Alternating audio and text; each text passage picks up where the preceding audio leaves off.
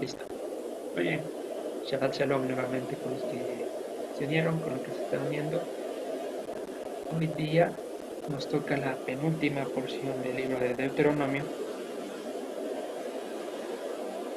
Nos vamos a centrar en el capítulo, ahí está 31, pero es del 32, versículo 1 al 52. Se llama Azino.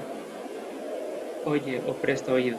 En este capítulo, aunque corto, pero con una profundidad tremenda, vamos a estar leyendo las implicaciones del cántico final de Moisés.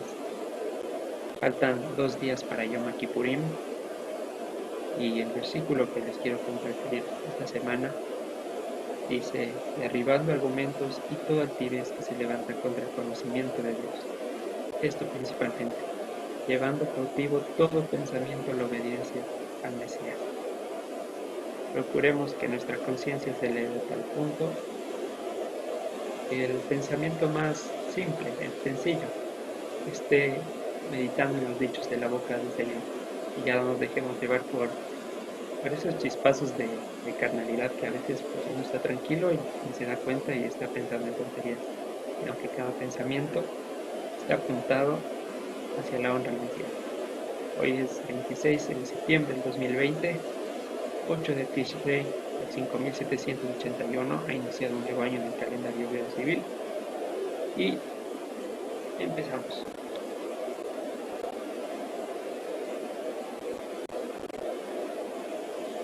Recordatorio de lo que vimos el anterior Shabbat y les pido ahí su participación. Veíamos que en Levítico 23 decía que es un memorial, un recordatorio al sonido de la trúa. ¿Alguien se recuerda, valga la redundancia, qué recordábamos o de qué era el memorial?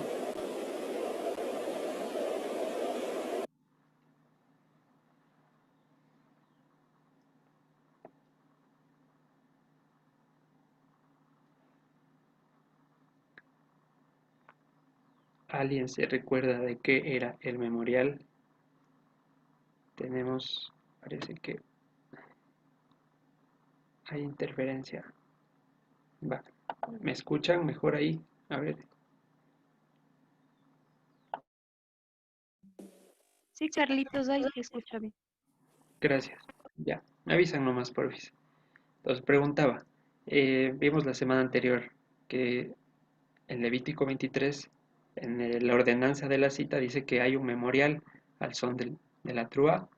Entonces les preguntaba qué es lo que se recuerda o de qué se hace el memorial.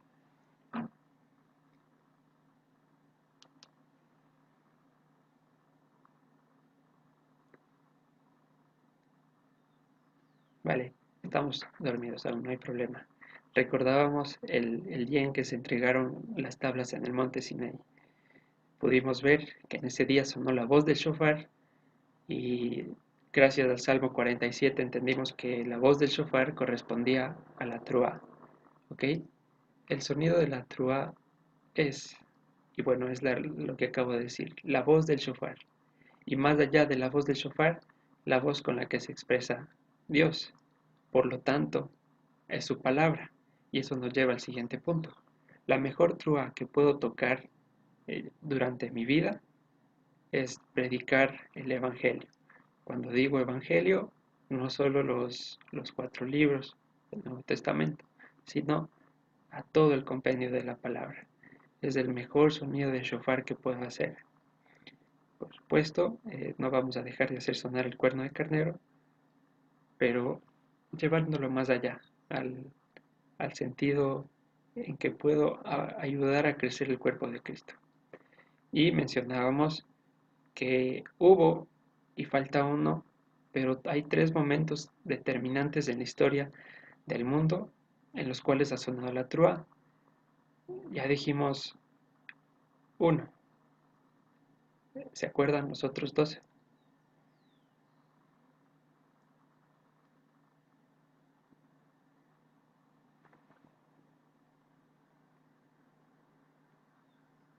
Pura. Shevarín es el uno.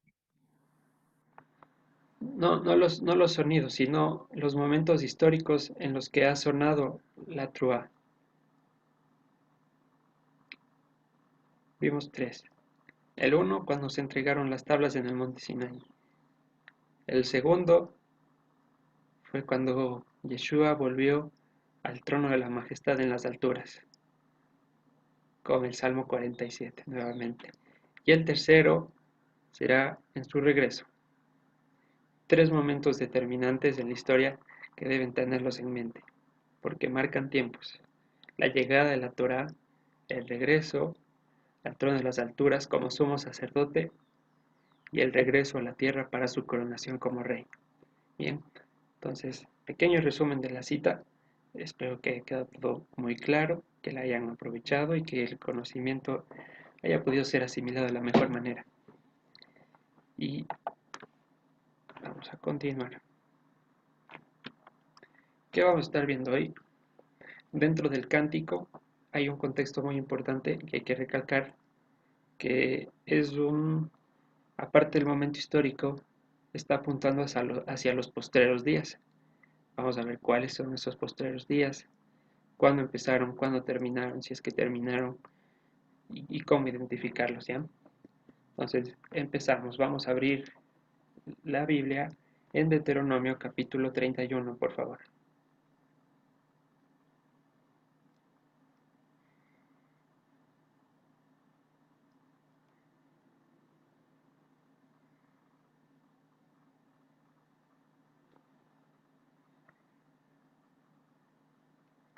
Vamos a ubicarnos en el versículo 29.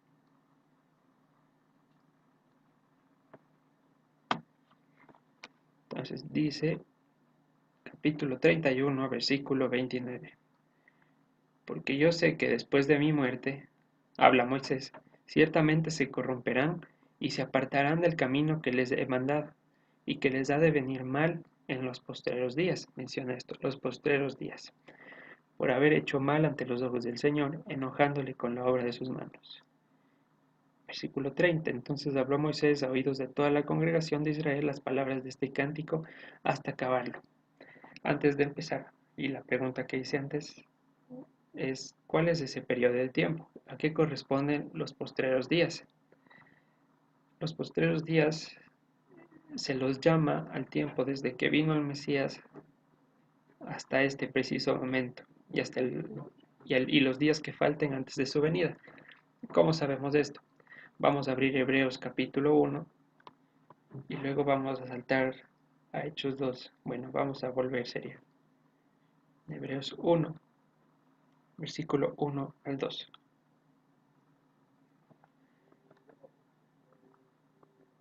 Si alguien se anima con la lectura, no me ofendo en absoluto.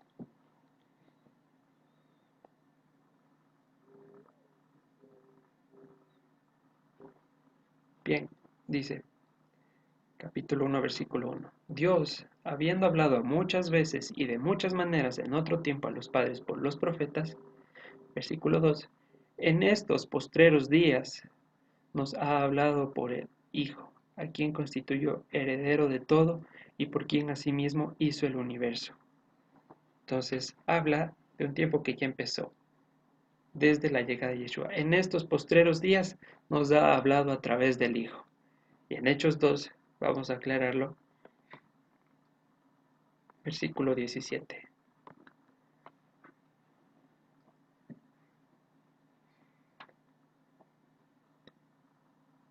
Y en los postreros días, dice Dios, derramaré mi espíritu sobre toda carne, y vuestros hijos y vuestras hijas profetizarán, vuestros jóvenes verán visiones, y vuestros ancianos soñarán sueños. Esto habla de la profecía de Joel 2. En los postreros días derramaré mi espíritu. Eso es algo que sigue aconteciendo hasta hoy y que empezó allá en Shavuot, en Pentecostés, 50 días después de la muerte de nuestro Maestro. Entonces, retomando, los postreros días es un término eh, propio lingüístico hebreo para referirse a la etapa que comenzó con la venida del Mesías hasta hoy, y repito, los días que vayan a llegar hasta su venida. ¿Okay? Entonces, este cántico que vamos a leer de Moisés habla del contexto, en ese contexto, de modo que corresponde a nuestros días, a lo que estamos viviendo. Y ahí sí saltamos a Deuteronomio capítulo 32, versículo 1. Escuchen cielos y hablaré, oiga la tierra los dichos de mi boca. Aunque suena lo mismo escuchad y oír, son dos palabras diferentes. Y si vamos a Isaías 1:2, que leo rápidamente para que no se desenganchen, voltea las palabras y dice, eh, oíd cielos y escucha tierra. Invierte el sentido. Entonces a los sabios de la antigüedad les llamó mucho la atención por qué se hace ese juego de palabras. Repito, la primera palabra que tenemos en Deuteronomio 32:1 es hagan oídos y la segunda es escuchen, aquella que viene del Shema Israel, ¿ya? Pero en Isaías 1:2 se cambia. Primero sale escuchen cielos y presten oído la tierra. Entonces, este fue un tema de discusión y vale la pena mencionarlo, las posturas que han surgido, sin que necesariamente sea esta la definitiva. Se sugiere que cuando Moisés dice, hagan oído los cielos, es que los está poniendo a lo que está arriba como testigo, y el hecho de decir, escuchen tierra, es que se va a referir a ellos con sus palabras. Y es lo que procede en el cántico, ¿no? Una exhortación al pueblo de cómo se está comportando, cómo lleva su vida, los errores que está cometiendo. En cambio, en Isaías capítulo 1, versículo 2, pide a los cielos que le escuchen, pues en ese momento se empieza a dirigir a Dios. Y en caso contrario, pone a la tierra a que preste oído como testigo. Entonces, se sugiere esa posibilidad.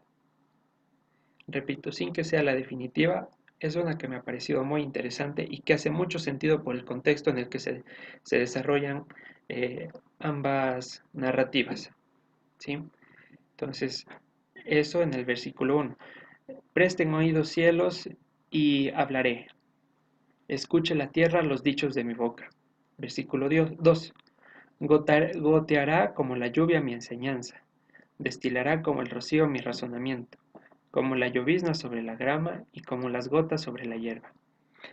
Entonces, repito, en el contexto de los postreros días, tal cual la lluvia cae abundante sobre la tierra, así iba a empezar a ser la enseñanza del Señor. Y aquí es una profecía, un tráiler del reverdecer del desierto. Vamos a ir a Isaías 35. ¿Qué iba a pasar en los postreros días?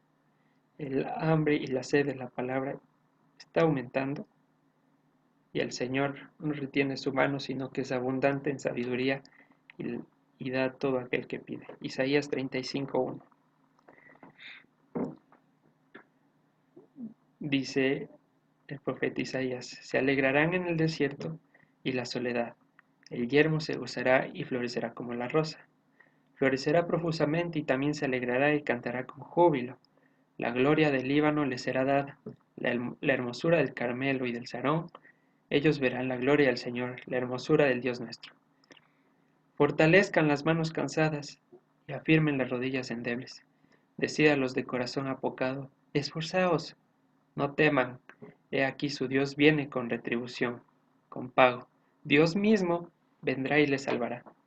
Entonces los ojos de los ciegos serán abiertos y los oídos de los sordos se abrirán. Entonces el cojo saltará como a un ciervo y cantará la lengua del mudo, porque aguas serán cavadas en el desierto y torrentes en la soledad. El lugar seco se convertirá en estanque y el sequedal en manaderos de aguas, en morada de chacales, en su guarida será lugar de cañas y juncos, y habrá allí calzada y camino y será llamado camino de santidad. No pasará inmundo por él, sino que él mismo estará con ellos. El que anduviere en este camino, por torpe que sea, no se extraviará. Entonces, a consecuencia de que iba a caer su enseñanza como lluvia en nuestro corazón seco, nuestra lengua de mudo nuestras extremidades cojas en el sentido espiritual, o si sucedió en el físico, igual mucho mejor para gloria del Señor, iban a ser restituidos, iba a florecer de nuevo. Y si saltamos hasta el capítulo 55, versículo 1 al 2,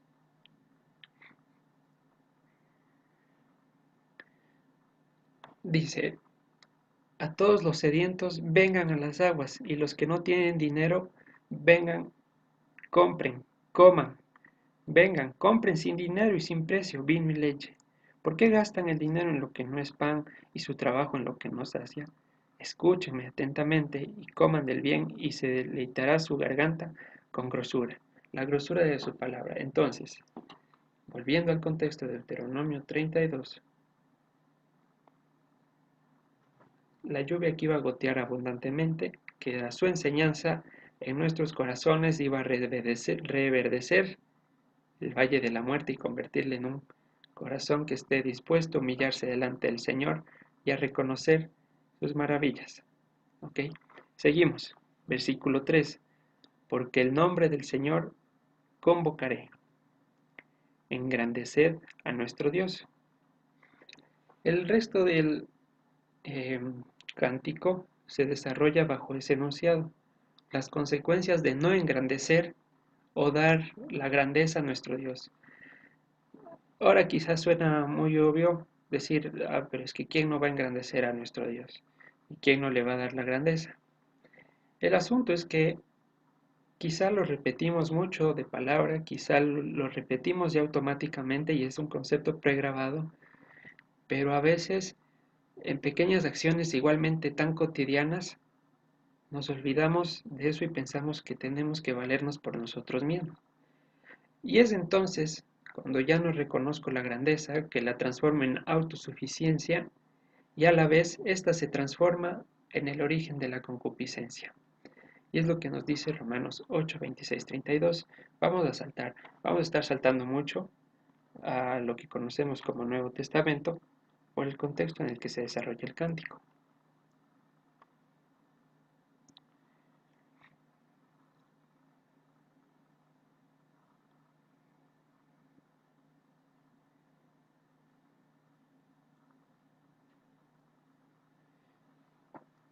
Ya, dice en el versículo 26.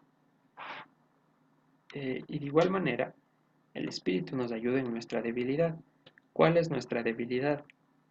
Dentro de todo, a nivel súper resumido, es el hecho de creer que no necesitamos Dios, que podemos hacer las cosas a nuestra manera. A veces se desconectan los cables y terminamos haciendo maravillas, y producto de esas debilidades obedeciendo a los miembros de la carne. Entonces, ¿para qué está el Espíritu, su poder? Aparte de reverdecer el desierto con su enseñanza, nos ayudará a comunicarnos con el Padre de la manera en que conviene. Porque si recordamos lo que dice Santiago y que lo hemos leído muchas veces, ustedes piden y no reciben porque piden para sus deleites. Entonces, el principio para solucionar esta autosuficiencia será dirigirnos al Padre de la manera correcta. Dice, pues, ¿qué hemos de pedir como conviene? No lo sabemos, pero el Espíritu mismo intercede por nosotros con gemidos indecibles. Muy bien, avanzamos. Hablando nuevamente sobre el versículo 3 de Deuteronomio 32, empieza no tanto en el sentido de proclamaré el nombre de Dios, sino en la palabra que aparece ahí habla de una convocatoria, que en los posteriores días el nombre de Dios, del cual iba a ser revelado, iba a estar en facultad de ser convocado y habitar entre nosotros mismos. Lo recordarán cuando vimos la enseñanza sobre el nombre que igual otro tecnicismo para referirse al Mesías. Entonces, ahora nosotros convocamos al nombre y lo que dice el Señor en su palabra. Si dos o tres o más se congregan en mi nombre, yo estaré con ellos. Entonces, más de proclamar como alabanza, es en el sentido de que en el futuro se iba a desarrollar esa confianza de que Dios estaba con nosotros. Y volvemos al siguiente enunciado. Engrandezcan al Dios nuestro. No porque Dios lo necesite, o porque si no lo hacemos, entonces Dios deja de ser grande. ¿Por qué es importante esto? Moisés reconoce que el origen de las concupiscencias empieza por ahí. El beneficio es para nosotros. Cuando yo no doy grandeza a mi Dios, cuando yo no lo exalto en todos mis caminos, primero mis veredas empiezan a torcer, como dice el proverbio.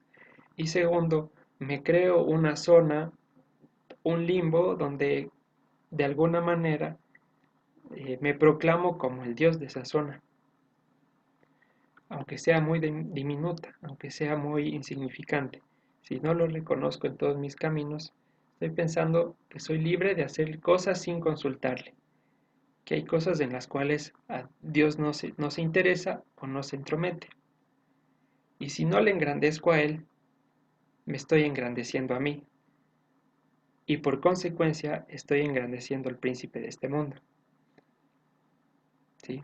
Es blanco y negro, no hay como medio engrandecerle. Entonces, si no le engrandezco a Dios, si cada palabra que doy no es para engrandecerle, estoy usurpando su gloria.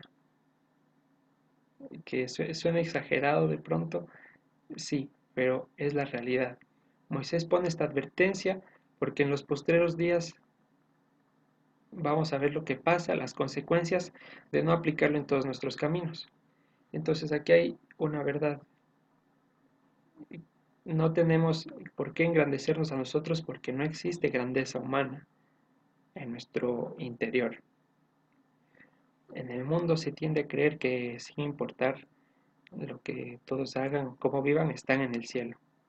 Que hay algo de bueno en el interior del corazón, algo en el fondo, algún lazo que les mantiene conectados a Dios sin importar lo que hagan, digan o cómo procedan. El hecho de pensar que son autosuficientes, que no necesitan de Dios para vivir una vida buena. En otras palabras, yo no robo, yo no mato, yo no miento, yo no necesito ir a la iglesia y por consiguiente yo no necesito de Dios. ¿Por qué? Porque vivo mi vida bajo mis propios preceptos, es decir, me he considerado autosuficiente. No estoy dando la grandeza a mi Dios. Entonces, vamos a abrir 1 Corintios 12:3 para aclarar un poco más esta idea. Si alguien nos puede ayudar con la lectura. 1 capítulo 12, versículo 13.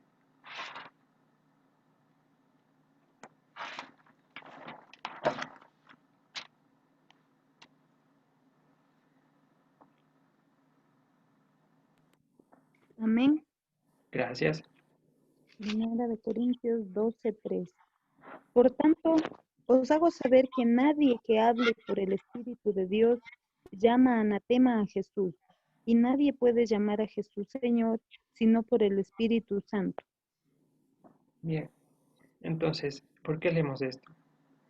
Dice que nadie que tiene el Espíritu puede llamar eh, lo anatema es como lo maldito, ¿no? Lo que no se puede tocar, ver ni decir. Nadie que tiene el Espíritu puede calificar hacia Jesús. Ahora, creo que muy pocos en el mundo se atreverán a hacer esa aclaración. Pero ¿qué hay de las obras? Cuando dice el profeta, este pueblo de labios me honra, pero en los hechos me queda debiendo largo. Si entendieran qué significa misericordia quiero y no sacrificios. La obediencia antes que la figura externa. Y lo otro, nadie puede engrandecer a Dios si es que el Espíritu no está sobre él. Entonces, ¿de qué nos sirve esto? El único modo, como ya hemos dicho, de discernir las cosas espirituales va a ser el momento en que nazcamos de nuevo, en que su presencia venga a posar en nosotros para que proclamemos sus virtudes. Bien, otro punto que de pronto se puede confundir hoy en día, que Dios está en todo, en la naturaleza, en todo lo que vemos. y entonces se confunden y hacen un Dios universal, una visión más amplia, dirán, más, eh, más millennial, pero no, tampoco se trata de eso. Que Dios sustente todas las cosas con su poder no quiere decir eh, que Dios sea un árbol, que Dios sea el césped. Dios subió al trono de la majestad en las alturas en un cuerpo visible y palpable, glorificado por supuesto. Y Él es Dios. Su poder está en todo, mas no todo es Dios. Entonces esa es otra de las falsas doctrinas que anda surgiendo y tenemos que tener cuidado de no contaminarnos con aquellas. Entonces avanzamos. ¿Cuáles las consecuencias de no engrandecer a Dios en todos mis pasos? Lo dice Pablo a su discípulo Timoteo en 2 de Timoteo capítulo 3. Vamos a leer desde el 1 al 13.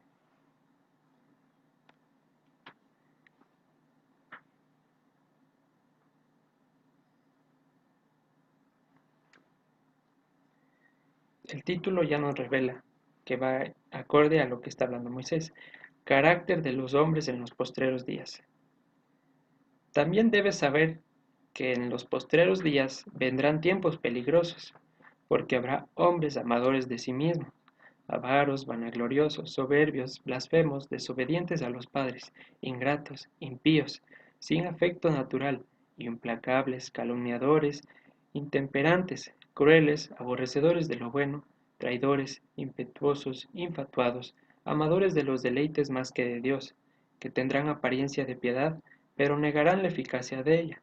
A estos evita, porque de estos son los que se meten en las casas y llevan cautivas a las mujercillas cargadas de pecados, arrastradas por diversas concupiscencias. Estas siempre están aprendiendo y nunca pueden llegar al conocimiento de la verdad. Y de la manera que Janes y Jambres resistieron a Moisés, así también estos resisten a la verdad. Hombres corruptos de entendimiento, réprobos en cuanto a la fe, mas no irán más adelante, porque su insensatez será manifiesta a todos, como también lo fue la de aquellos. Pero tú has seguido mi doctrina, conducta, propósito, fe, longanimidad, amor, paciencia, persecuciones, padecimientos, como los que me sobrevinieron en Antioquía, en Iconio, en Listra, persecuciones que he sufrido y de que todas me ha librado el Señor. Y también todos los que quieren vivir piadosamente en Cristo Jesús padecerán persecución. Mas los malos hombres y los engañadores irán de mal en peor, engañando y siendo engañados. Entonces, cuando yo no doy la grandeza, empiezo a, como un dominó, a caer en todas estas actitudes. O puede ser que ocultamente me haya hecho resistente y piense que alguna de ellas es normal. Entonces, conviene examinarnos a nosotros mismos y ver si estamos aprobados en cuanto a la fidelidad en base a estas conductas. De pronto estamos siendo implacables, de pronto estamos siendo traidores, de pronto estamos amando más los deleites, de pronto estamos desobedeciendo a nuestros padres, de pronto. Entonces es hora de hacerse un autoanálisis y ver cómo no estoy engrandeciendo a Dios en esta área. Ok, entonces aquí hay algo importante y un versículo que lo entendí hace poco. Decimos claramente que en todo hay que engrandecer a Dios. Sin embargo, en Habacuc 2:4, entre lo que habla ese versículo, dice, el justo por la fe vivirá.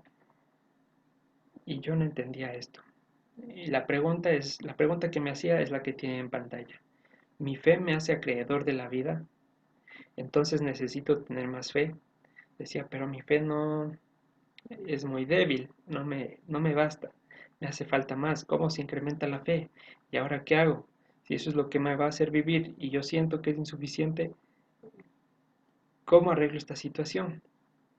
Entonces, ¿qué estaba reconociendo? Y por las imágenes que he visto, entiendo que se predica esta manera de entender el versículo, que ya no es Dios quien me da la vida, sino yo tengo que ocuparme de mi fe y en respuesta de eso, Dios le evaluará y me dará la corona de la vida. Entonces, aquí ocultamente se desarrolla una doctrina de no engrandecer a Dios, sino engrandecer a mis méritos. Porque si es por mi fe, entonces Dios me debe la vida, o yo me la he ganado, porque es mi fe. El justo por la fe vivirá. Al menos eso sugiere el versículo leyendo rápidamente. Vamos a ver hacia dónde apunta esto. Versículo 4. Eso que queda en pausa esa idea mientras avanzamos para entender. 32, versículo 4. ¿Vamos claros hasta ahí?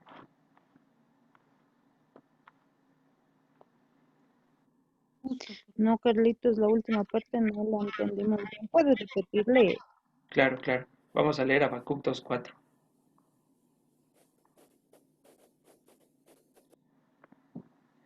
Habacuc, capítulo 2, versículo 4. Dice, he aquí aquel cuya garganta no es recta, cuya vida no es recta, se enorgullece, mas el justo por su fe vivirá. Entonces, ¿qué entendía yo y qué he visto que se entiende? No sé si les pasó, y si no les pasó en buena hora. El justo por su fe vivirá. Que la fe de cada persona, la fe que tenga cada persona, va a ser la que le permita acceder a la vida eterna. El mérito de cada persona, en otras palabras. La cantidad de fe que acumule tal o cual persona en tal o cual circunstancia va a ser la que le ayude a superar sus problemas. En otras palabras, el mérito propio. Y en muchas otras palabras, ya no la grandeza de Dios, sino la grandeza del hombre. Y es lo que estamos tratando de aclarar, que a veces hay versículos que son mal entendidos y le dan a entender como que el hombre estuviera en capacidad de corregir situaciones de su vida, como los que hemos visto que aparentemente se ponen condiciones, mas si el hombre se arrepintiera y se vuelve de sus caminos, como que si pudiéramos hacer eso. Y lo mismo pasa con este versículo. El justo por su fe vivirá. Entonces, ¿qué dicen? ¿Qué se dice hoy en día? Hermano, le falta fe, ore con fe, pídale más fe al Señor y cosas por el estilo. Entonces, esa es la idea que estamos desarrollando. No sé si ahí quedó más clara. Sí, Carlitos, gracias. Chévere. Entonces, antes de hallar la respuesta, vamos a leer el versículo 4 de Deuteronomio 32.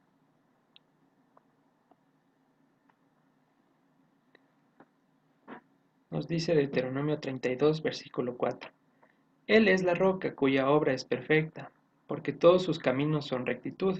En nuestras versiones sale Dios de verdad y sin ninguna iniquidad en él. Es justo y recto. La frase Dios de verdad, la palabra para que traducen ahí como verdad, es emuná. ¿Y qué es emuná? La fidelidad. La fidelidad, lo que se traduce hoy como fe. Entonces, eso se puede leer Dios de dos maneras, tal cual como dice ahí, Dios de emuná o Dios es emuná. Para los fines consiguientes, en base a lo que va hablando el versículo, como está enmarcando las características de Dios, primero le menciona como una roca, luego le señala que es justo y recto. Entonces, se podría leer más correctamente que Dios es emuná. ¿Y qué quiere decir que Dios sea la emuná? Repito, la emuná es la fidelidad, lo que se traduce hoy como fe. Pero ¿cuál es el concepto correcto de fe? ¿No? ¿Hacia qué apunta? Si aún si ya sabemos que es fidelidad. Que Dios sea emuná se refiere a su carácter invariable, cuando Él dice que en Él no hay sombra de variación, que sus palabras siguen siendo las mismas ayer, hoy y por los siglos de los siglos. Y en Santiago 1:17 dice que Él no cambia, Él no inmuta, Él no se arrepiente, Él no vuelve atrás. Aunque en varios versículos por ahí dice, y Dios se arrepintió de hacer al hombre, se arrepintió de hacer al hombre en Génesis 5, 6, por ahí me parece que es. Pero bueno, eso también está de revisarle. Lo que quiero decir es que el hecho de que Dios evoque a la fidelidad es porque Él es el máximo exponente de que lo que Él dice se compromete a cumplir. Entonces, ¿qué hemos entendido hoy en día como fe? A la fe, en concepto hoy fuera de la Biblia, se le refiere como el conjunto de creencias que distinguen una religión de otra. la fe cristiana, la fe católica, la fe musulmana, etcétera, etcétera, etcétera. Eso no es. La fe tampoco se trata de orar gritando o hacer más caras o, o no sé, hacer más manifestaciones. De eso no se trata la fe. En Lucas 17:5, los apóstoles van con esta idea equivocada. Y aunque ya le hemos hablado, vamos a repetirla. Lucas 17:5.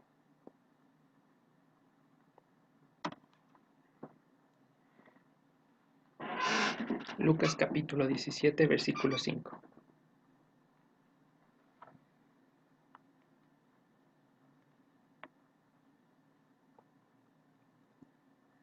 Alguien que nos ayude con la lectura.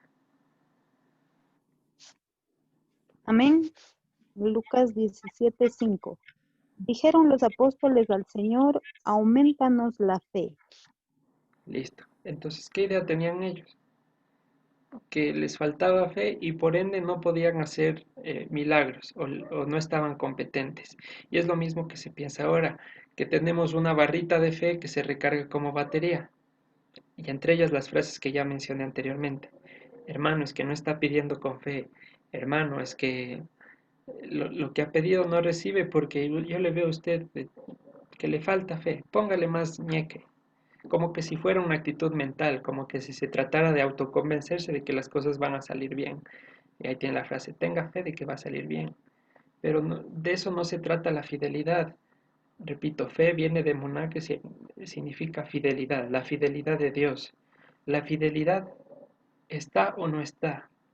Entonces he contrapuesto los conceptos equivocados y a la derecha el correcto. Si eres fiel en lo poco, vas a seguir siendo fiel en lo mucho. No se trata de tener más o menos. Se trata de tenerla o no tener la fidelidad, la cual proviene de Dios, porque yo por mi naturaleza no puedo ser fiel. Y es lo que dice la palabra. Si nosotros fuésemos infieles, Él sigue siendo fiel. Entonces, no depende de cuánta fe tenga, ni cuánta fe me haga falta, ni cuánto grite, ni cuánto haga puñete en la cara cuando esté orando. Si somos canales de Dios, el fruto sale por su fidelidad y por su voluntad. No se trata de competir con otro hermano o de demostrar quién hace más milagros, porque ese no es el fin. El fin es mostrar el carácter de Dios, anunciar sus virtudes. Pero eso sucede por su fidelidad. Como Dios es fidelidad y nosotros ahora somos sus hijos, empezamos a emular ese carácter de invariabilidad. Pero aún estamos lejos porque seguimos variando. Entonces, repito, la fe no es lo que tú creas, no es el, el esforzarse por hacer milagros. La fe es la fidelidad de Dios. El único que permanece sin variar y el único que no cambia es Él. Entonces, como Dios es uno, la emuná o la fidelidad es una sola y esta es absoluta, igual que la verdad. No puede estar cambiando, no hay varias fidelidades. No hay la emuná musulmana, no la hay porque Dios es uno solo y solo Él puede ser fiel. Y es lo que dice en Hechos 17:28. En Él vivimos, nos movemos y somos, en su fidelidad, en su santidad, en su sabiduría. En Él nos movemos, empezamos moviéndonos como nos pone la meta. Nos dice serán santos porque yo soy santo. Y se acordarán qué significaba ser santo. Aclaramos que no el hecho de apartarse, sino más bien distinguirse. Serán distinguidos porque yo soy distinguido. Entonces nos pone la meta. Bien, ¿cómo nos movemos hacia esa distinción? Nos deja la Torah. ¿Y qué nos dice segunda de Timoteo 3:16?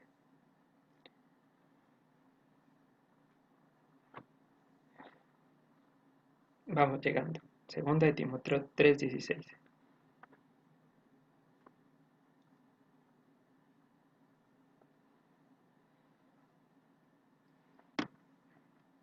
Ah, ya se adelantó. Ahí estamos. Segunda de Timoteo 3:16 dice, Toda la escritura es inspirada por Dios y útil para enseñar, para redarguir, para corregir, para instruir en justicia, a fin de que el hombre de Dios sea perfecto enteramente, preparado para toda buena obra.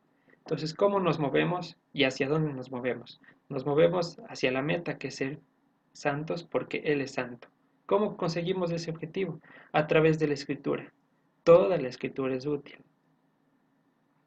Aunque haya partes que no entendemos, que pareciera que ya no son prácticas, como cuando vimos Levítico, que una hermana decía, me dijo, nunca tenía idea de que esto iba a aplicarse en mi vida, porque si lo leemos así, dice sacrificio para tal cosa, sacrificio para otra cosa, y cuando peques llevarás este sacrificio. Y bueno, hoy en día ya ni se hace. ¿De qué me sirve leer Levítico? De mucho y de demasiado. Está escrito por algo y perduró por algo. Toda la escritura es útil. Después de que nos movemos en la Torá, vivimos, alcanzamos la vida eterna.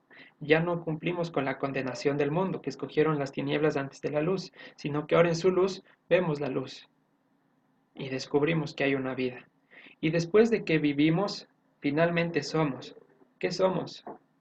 Hijos de Dios. Primera de Juan 3:2. También somos su pueblo. Efesios 2. ¿Y qué pasa cuando somos su pueblo? Podemos repetir lo que dijo el apóstol Pablo, imitándolo a él como él es imitador de Dios. Segunda de Timoteo 1:12.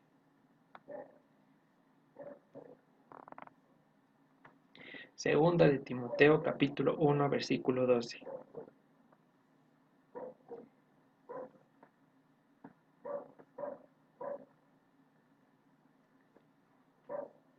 Leo capítulo 1 versículo 12. Dice, por lo cual asimismo padezco esto, pero no me avergüenzo, porque yo sé a quién he creído. Yo sé, yo tengo la total seguridad y estoy seguro que es poderoso para guardar mi depósito para aquel día. Entonces, cuando somos producto de esa experiencia personal con Dios, no necesitamos que nadie nos cuente, no necesitamos que nadie nos diga quién es Dios, porque Él mismo se nos ha presentado. Es lo que dice en Jeremías 31, que no habrá necesidad de que nadie nos diga, conoce a Dios, porque desde el más pequeño hasta el más grande me conocerán. Y a su llamado nadie puede negarse, y todos lo reconocen cuando escuchan su voz. Y leí un pasaje como María Magdalena estaba en la tumba del maestro llorando y ve a un hortelano y era Jesús, por supuesto, no le reconoce. Pero cuando Jesús dice María, se le desvela la identidad. Y es la autoridad que tiene nuestro Señor. Al ser pastor de las ovejas, conoce nuestros nombres, sabe cómo pronunciarlos de una manera tan indistinguible que hasta ahí llegamos. Lo mismo pasó con Pablo. ¿Por qué me persigues? Y ahí se acabó todo. Se acabó todo el conocimiento que tenía. Entonces, somos sin necesidad de que nadie nos diga o nos lave el cerebro. La experiencia personal es la que nos transforma y es la que, por la que debemos pedir que Dios nos salga al encuentro, porque solo ahí somos derribados. Entonces, repito, nos movemos hacia su santidad a través de la Torah. De esta manera empezamos a vivir y cuando vivimos ya somos hijos de Dios, parte de su pueblo. Entonces, retomando el hecho de que pone tres sinónimos en el versículo 4. Él es la roca, es decir, es la fidelidad, es decir, es justo y recto. Impresionante, la justicia evocada a través de la fidelidad y recto como una roca, impenetrable e inamovible.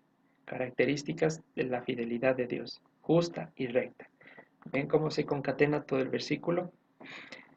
Entonces, la evidencia de una experiencia personal con Dios es la que habla Filipenses 3, versículos 7 al 9. ¿Vamos claros hasta ahí, queridos hermanos? Amén. Genial. Entonces, cuando ya me he movido hacia la santidad a través de su palabra, he alcanzado la vida y finalmente digo, yo sé en quién he creído con toda la autoridad y ya no con temor, teco esto. Mi vida pasada, aquello por lo que no engrandecía a Dios, aquello que me hacía creer autosuficiente, ahora se transforma en esto. Vamos a leer desde el versículo 4. Habla el apóstol Pablo, aunque yo tengo también de qué confiar en la carne. Si alguno piensa que tiene de qué confiar en la carne, yo más. Circuncidado al octavo día, del linaje de Israel, de la tribu de Benjamín, hebreo de hebreos, en cuanto a la ley fariseo, en cuanto a celo perseguidor de la iglesia, en cuanto a la justicia que es en la ley, irreprensible. Todas aquellas áreas en las que Pablo se creía autosuficiente, aquellas a través de las cuales enunciaba que le bastaba para él impartir su justicia. Versículo 7 viene la respuesta después de la experiencia personal. Pero cuantas cosas eran para mi ganancia, las he estimado como pérdida por amor del Mesías. Y ciertamente aún estimo todas las cosas como pérdida por la excelencia del conocimiento del Mesías, Yeshua, mi Señor, por amor del cual lo he perdido todo, y lo extraño, y me hace falta, no, y lo tengo por basura, para ganar a Cristo y ser hallado en Él, no teniendo mi propia justicia que es por la ley. Es decir, no voy a llegar a Él por mi autosuficiencia, sino la que es por la fidelidad de Cristo, la justicia que es de Dios por la fidelidad. Entonces, ¿cuál es la fidelidad? La justicia de Dios.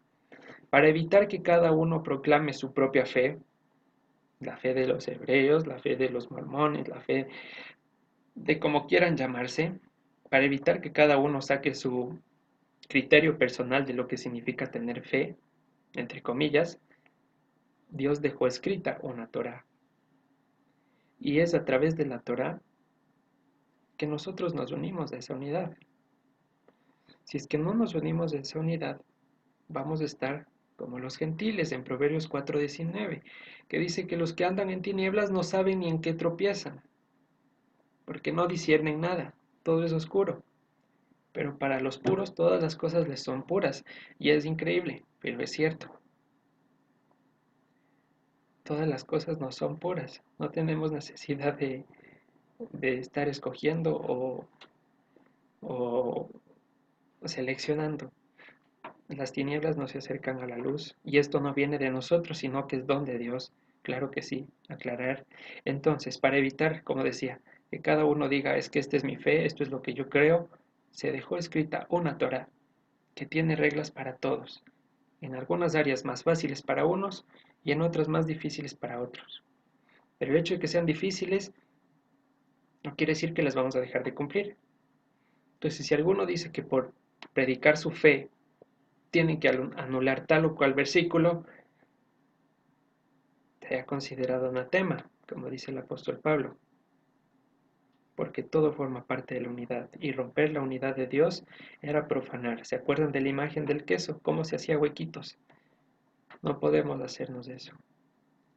La manifestación de la emuná hace que la carne retroceda, o en otros casos, que se destruya. En nuestros casos damos testimonio de que cuando se manifestó la fidelidad de Dios, nuestra carne fue destruida, nuestra altivez fue bajada y nuestras ganancias pasaron a considerarse basura. En otros casos, simplemente las personas se alejan y retroceden. ¿Cuál es nuestra función y cuál es nuestro el camino?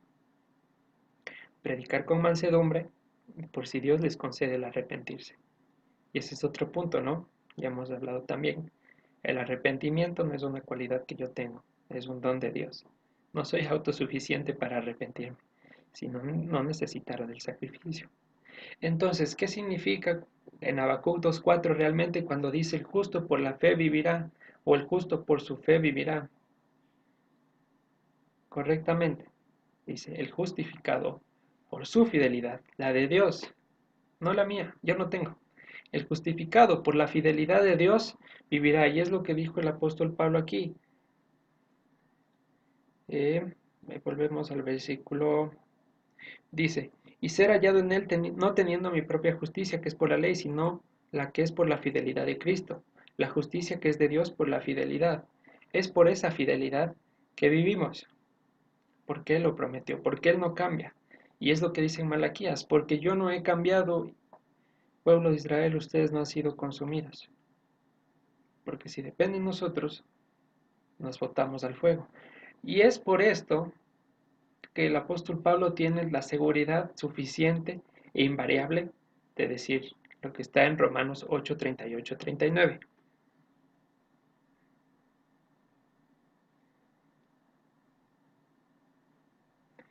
Vamos llegando y por favor me ayudan con la lectura ya.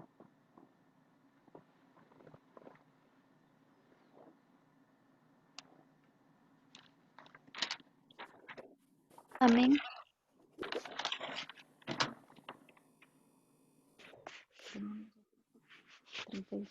Romanos 8:38. Y estoy convencido de que nada podrá jamás separarnos del amor de Dios, ni la muerte, ni la vida, ni ángeles, ni demonios, ni nuestros temores de hoy, ni nuestras preocupaciones de mañana. Ni siquiera los poderes del infierno pueden separarnos del amor de Dios. Ningún poder en las alturas ni en las profundidades. De hecho, nada en toda la creación podrá jamás separarnos del amor de Dios, que está revelado en Cristo Jesús nuestro Señor. Muy bien, y esa es la seguridad por la que andamos, que nada nos puede separar del amor, no porque nosotros nos hayamos conectado, sino porque Dios nos conectó. ¿Y quién va a romper ese lazo? Nada en la creación.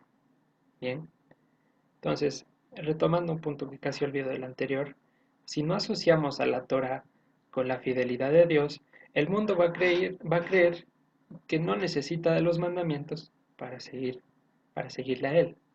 Qué sorpresa, ya creen eso. Entonces es una guerra que tenemos que seguir librando, proclamando su Torah, porque si nos callamos, ¿de qué sirve la sal? ¿De qué sirve la luz si no alumbra, si no sala? Entonces a eso también estamos llamados y eso es parte de lo que tenemos que hacer conciencia. Vamos claros hasta ahí, queridos hermanos, ¿qué ha sido la fidelidad? ¿A qué se refiere Habacuc cuando dice el justo por la fe vivirá?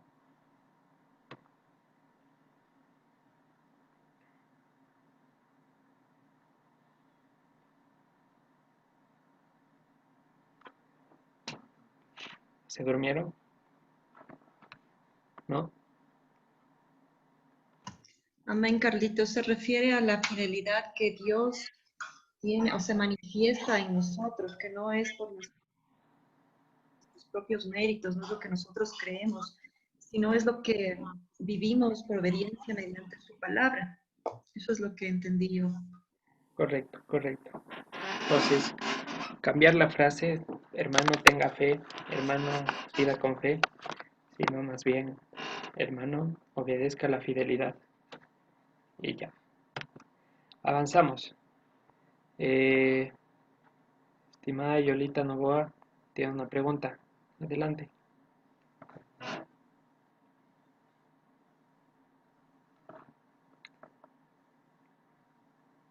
Yolita, ¿le escuchamos?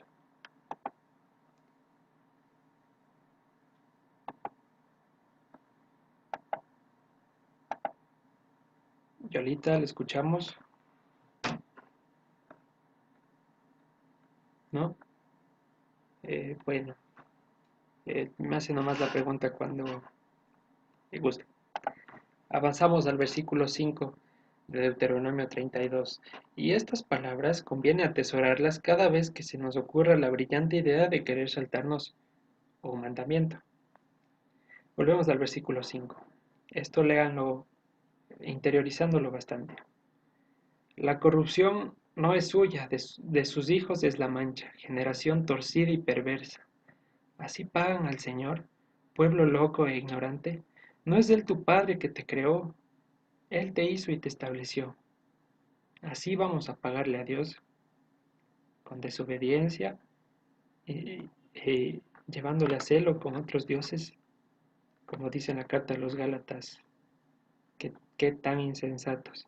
Habiendo empezado por el Espíritu, van a terminar por la carne. No, esto recordemos, así pagan al Señor, pueblo loco e ignorante. No es Él tu Padre que te creó, Él te hizo y te estableció. Acuérdate de los tiempos antiguos, considera los años de muchas generaciones. Pregunta a tu padre y él te declarará, a tus ancianos y ellos te dirán.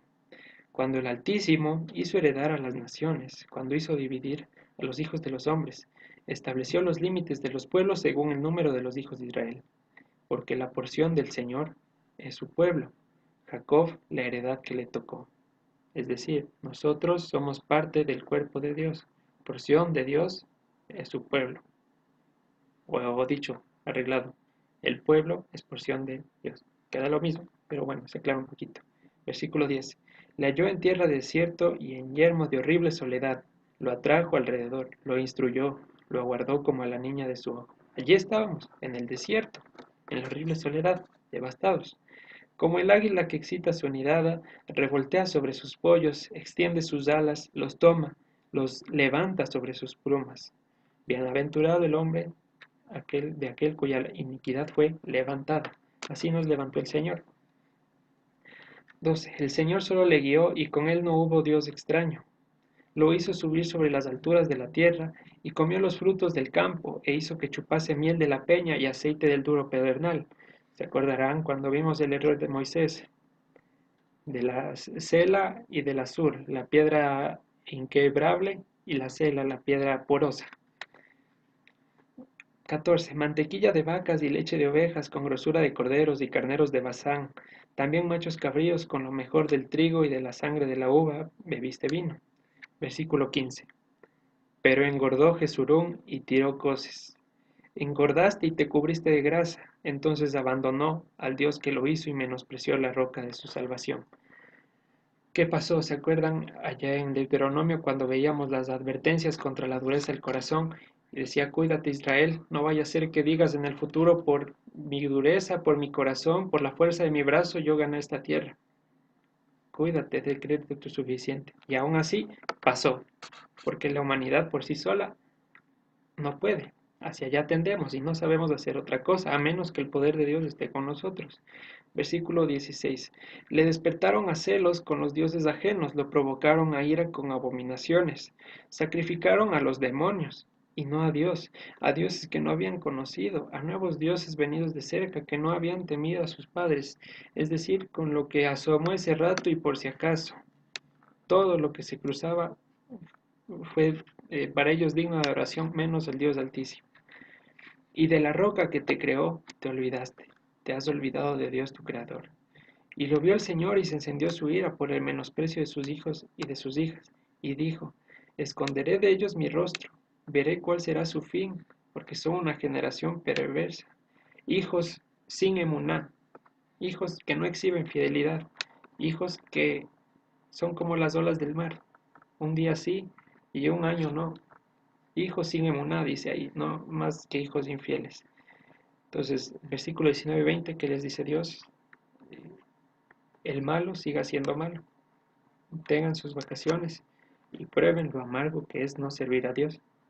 Ellos me movieron a celos con lo que no es Dios, me provocaron a ira con sus ídolos. Yo también los moveré a celos con un pueblo que no es pueblo, los provocaré a ira con una nación insensata. Porque fuego se ha encendido en mi ira y arderá hasta las profundidades del Seol. Devorará la tierra y sus frutos y abrazará los fundamentos de los montes. Vamos a saltarnos hasta el versículo 29. Nuevamente les incito a que continúen la lectura en su casa. Versículo 29.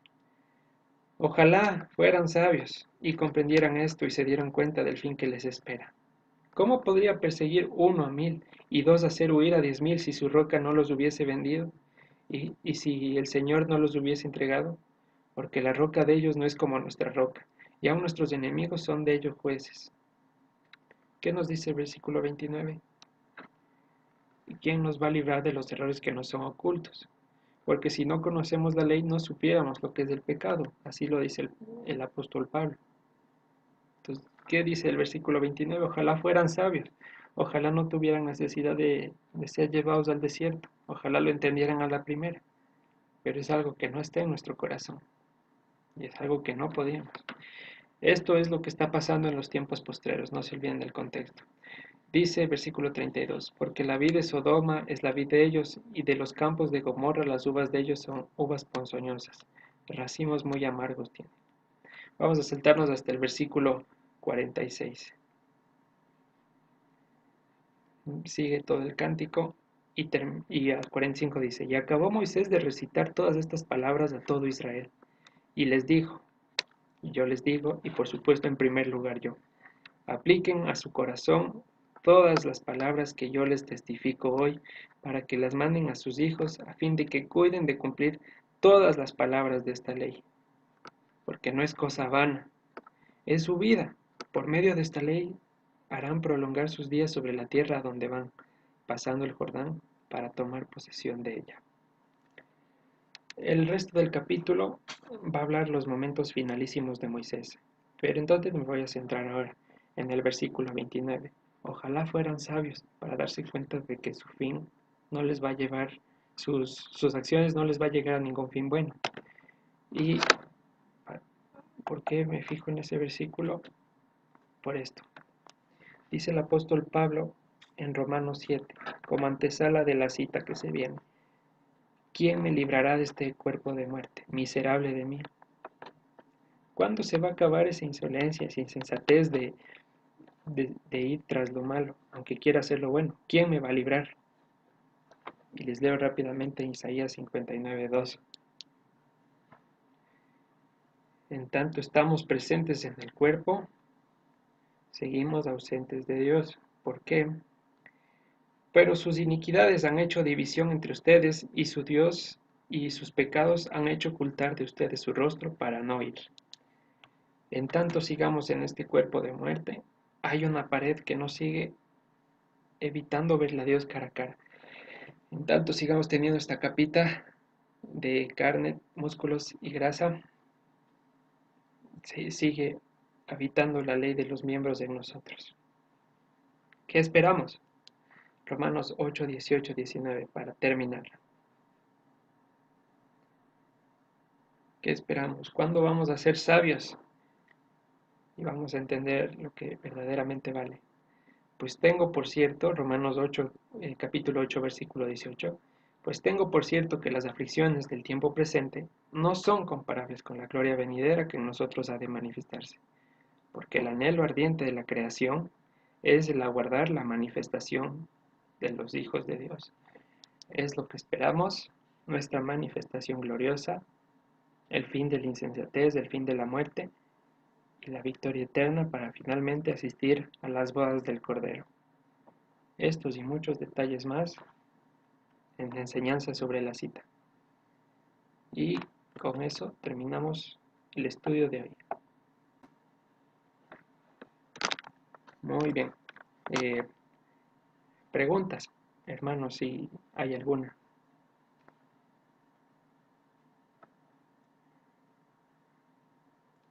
Dudas, comentarios, reclamos.